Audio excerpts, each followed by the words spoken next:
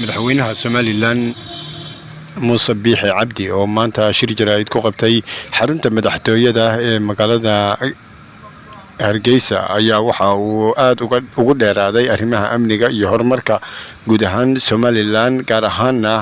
magaalada madaxda iyo waliba sidoo kale waxa uu soo hadal qaaday kacdoonkii dhawaan ka bilowday magaalada Laascaanood kaas oo uu sheegay in ay wadeen ama ay hormuud u ahaayeen kooxo argagixisa sida uu madaxweynuhu hadalka u dhigay waxaana uu madaxweynuhu sii raaciyay dilalka mar walba ka dhacay gobolka kuwaas oo keenay in kacdoonkan ay ka bilowdaan waxaana uu sheegay in arintaas dawladdu ay fagaaro ku soo bandhigi doonto isla markaasna dhawaan ay rajeynayso in ay bulshada ugu soo bandhigto goob fagaaro ah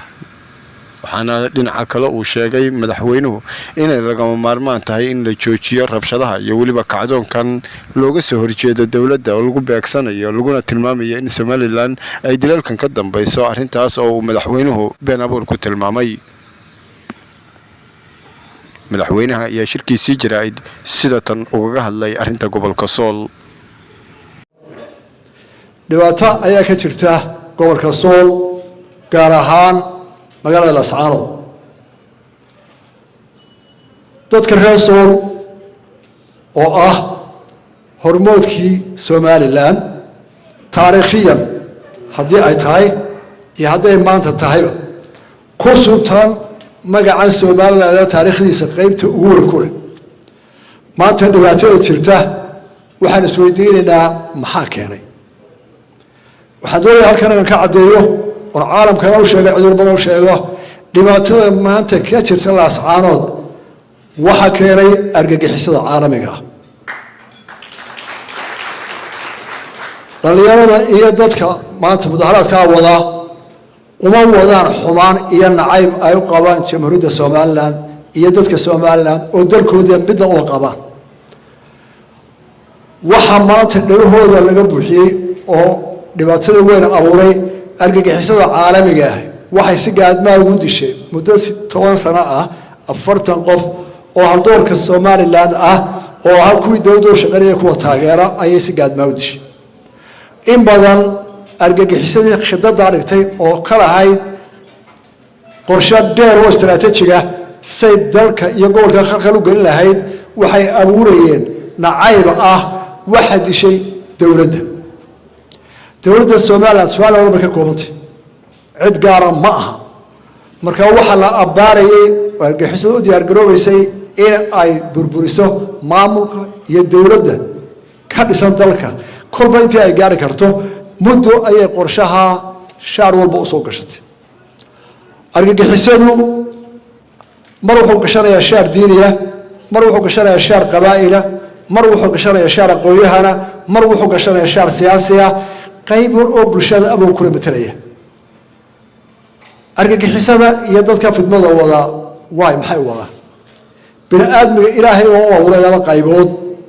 ilaahay jannada cadaab u sameeyay dadka ilaahay qaar wuxuu ku abuuray inay samaha wadaan oo horumar wadaan oo nabad wadaan oo bini aadmigu waxa dad iyo diin iyo dalba ku wanaagsan ka shaqeeyaan islam markaa waxa abuuray oo shaydaanku hogaamiya mujtamac walba casri wala la joogaba waqti wala la joogaba in sharka ku foogan oo mar walba waxa wanaagsan burburiskeeda u toogahaysa waa wax caalamka la soo noolaan doona haddana jira